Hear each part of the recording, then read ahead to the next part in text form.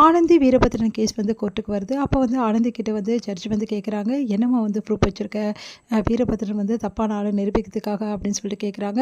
என்கிட்ட ப்ரூஃப் இருக்குது அப்படின்னு சொல்லிட்டு ஆனந்தி வந்து ஒரு மெடிக்கல் சர்டிஃபிகேட்டை காட்டுறாங்க. அதை பார்த்து அதிர்ச்சி அடைகிறாங்க. என்னம்மா இது அப்படின்னோடனே, நான் நல்ல உடல் ஆரோக்கியத்தோடு இருக்கேன், எனக்கு எத்தனை குழந்தைங்கனாலும் பெற்றுக்கலாம், அதே மாதிரி நான் தாம்பத்தியத்தை ஈடுபடலான்ற வந்து உட்பட எல்லாமே வந்து சர்டிஃபிகேட்ஸ்லாம் இதில் இருக்குது அப்படின்னோடனே, சரிம்மா இதுக்கும் வீரபத்ரன் தப்பானவனுக்கு எப்படிம்மா அப்படின்னோடனே, இங்கே பாருங்கள் மேடம், என்னால் வந்து ஃபுல் அண்ட் ஃபுல் வந்து ஒரு பொண்டாட்டியாக இருக்க முடியுமா, ஆனால் அவர் ஒரு நல்ல புருஷனாவோ இல்லை ஒரு பொண்ணுக்கு வந்து நல்ல புருஷனாக அவர் இருக்க முடியுமா அப்படின்னு சொல்லிட்டு அவர்கிட்ட கேளுங்க அப்படின்னோடனே அதிர்ச்சி அடைகிறாங்க.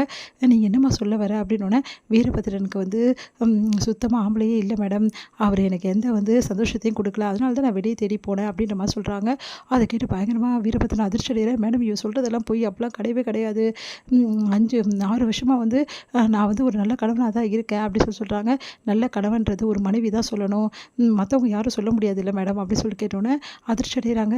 வந்து என்னம்மா சொல்கிறேன் அப்படின்னு. ஆமாம் மேடம், அவர் தானே சொன்னார் நான் எல்லாருக்கிட்டையுமே போகிறேன், எல்லாருக்கிட்டையுமே வந்து பழகிறேன் அப்படின்னு சொல்லிட்டு. அப்போ அதுக்கு என்ன காரணம் முதல்ல தெரிஞ்சுக்கணும் இல்லையா? அதுக்கு காரணம் இதுதான் மேடம்.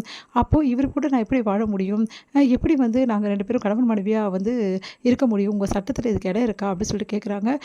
உடனே வந்து ஆமாம் கரெக்டு, சொல்கிறது உண்மை தானே, கணவன் மனைவியாக இருக்க கண்டிப்பாக இந்த தகுதியும் வேணும் அப்படி சொல்லிட்டு சொல்கிறாங்க ஜட்ஜு.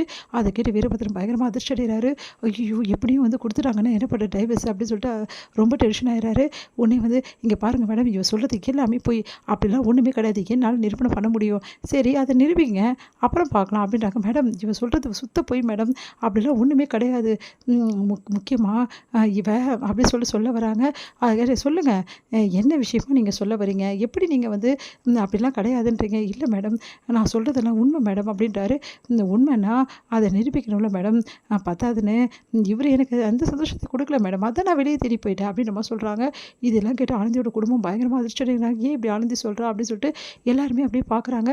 அப்போ கணவன் எந்த அன்பும் கிடைக்கலன்னா இப்படி போயிடலாமா, சரி மேடம் அப்படி போகக்கூடாதுன்னா கணவன் அன்பை தரணும்ல, கணவன் சந்தோஷத்தை கொடுக்கணும்ல, கொடுக்கல அப்போது கொடுக்காத பொண்ணுங்களாம் என்ன பண்ணுவாங்க, அப்போது இந்த வாழ்க்கையை தொடரும்னு நினைப்பாங்களா? இப்போது நான் டைவர்ஸ் கொடுக்கறது கூட அவர் நல்லதுக்கு தான் மேடம். பாருங்கள் இப்படிப்பட்ட ஒய்ஃப் அவருக்கு தேவையா, இந்த மாதிரி தப்பான வழியில் போகிற பொண்ணு ஏன் மேடம் அவருக்கு, பாவம் மேடம், அவர் லைஃப் நல்லா இருக்கட்டும், அதுக்காக தான் இப்படி பண்ணேன். உண்மையிலே சொல்லப்போனால் அவர் பாவம் எனக்காக ரொம்ப கஷ்டப்படுறாரு, அவருக்கு எந்த சுகத்தையும் கொடுக்க முடியல இந்த பொண்ணுக்கு அப்படின்னு சொல்லி நிதம் வந்து கவலைப்படுறாரு. பாருங்கள் இந்த மாதிரி இருந்தாலும் பரவாயில்ல, ஒய்ஃப் கூட நான் வாழுவேன்றாரு. எந்த ஹஸ்பண்டாவது இப்படி சொல்லுவாங்களா, தன்னோட ஒய்ஃப் தப்பானவன்னா எல்லா ஹஸ்பண்டும் விலகிடுவாங்கள்ல, ஆனால் அவர் விலகிறாரா பார்த்தீங்களா, அப்படின்னா என்ன மேடம் அர்த்தம், ஏன்னா அவர் வேறு வழி இல்லைன்னு அர்த்தம், ஏன்னா அவருக்கு வேறு வழி இல்லை மேடம். சரி நம்மளதான் கொடுக்காத சந்தோஷத்தை அடுத்தவங்க கிட்ட வந்து வாங்கிக்கிறா அப்படின்னு சொல்லிட்டு அவர் நினைக்கிறார் மேடம் அப்படின்னோடனே பயங்கரமாக வந்து வீரபத்ரனால தாங்கிய முடியல. என்ன இவ இப்படி சொல்கிறா அப்படின்னு சொல்லிட்டு, ஆனந்தி சொல்கிறது உண்மை தானே வீரபத்ரன், உங்களால் தர முடியாத சந்தோஷத்தை அவங்க வெளியே தேடிக்கிறாங்க, அதனால் இந்த மாதிரி கேஸில் வந்து நீங்கள் வந்து ஆனந்தி கிட்டேருந்து விலகிறது தான் நல்லது, அதனால் இந்த கேஸ்க்கு நான் டைவர்ஸ் தர போகிறேன் அப்படின்னு மாதிரி சொல்கிறாங்க. அதை கேட்டு மேடம் எந்த முடிவுக்கு வந்துடாதீங்க, நான் சொல்கிறத கொஞ்சம் கேளுங்க, நான் வந்து ஒரு உண்மை இப்போ சொல்ல போகிறேன் அப்படின்னு ஒன்று அதிர்ச்சி எல்லோரும் பார்க்குறாங்க. உண்மையிலே ஆனந்தி தப்பானவ கிடையாது, யாருக்கிட்டையும் ஆனந்தி வந்து பேசுனது கிடையாது, ஆனந்திக்கு யார்கிட்டையும் வந்து தவறான உறவு இல்லை மேடம் அப்படின்றாங்க. நீங்கள் தானேங்க அந்த எலக்ட்ரிஷியனை கூட்டிட்டு வந்து சாட்சி சொல்ல வச்சிங்க, இப்போ வேறு மாதிரி பேசுகிறீங்க. அந்த எலக்ட்ரிஷியனை நான் சாட்சி சொன்ன வச்சதுக்கு காரணம் என்ன, ஆனந்தி என்னை விட்டு போயிடுவாளோன்னு பயத்தில் தான், மற்றபடி வந்து எலக்ட்ரிஷியனுக்கும் அவ்வளோக்கும் எந்த சம்மந்தமும் இல்லை, நான் தான் வேணும்னு சொல்ல வச்சேன், இதுதான் மேடம் உண்மை. அப்போது நீங்கள் இவ்வளோ தூரம் வந்து ஆனந்தி மேலே பழியை போட்டது வந்து நீங்கள் ஒத்துக்கிறீங்களா? நான் ஒத்துக்கிறேன், ஆனந்தி மேலே நான் தான் வேணும்னு பழியை போட்டேன் அப்படின்னு சொல்லிட்டு ஒத்துக்கிறாரு. அதை கேட்டு ஜட்ஜஸ் செமையாக டென்ஷன் ஆகிறாங்க.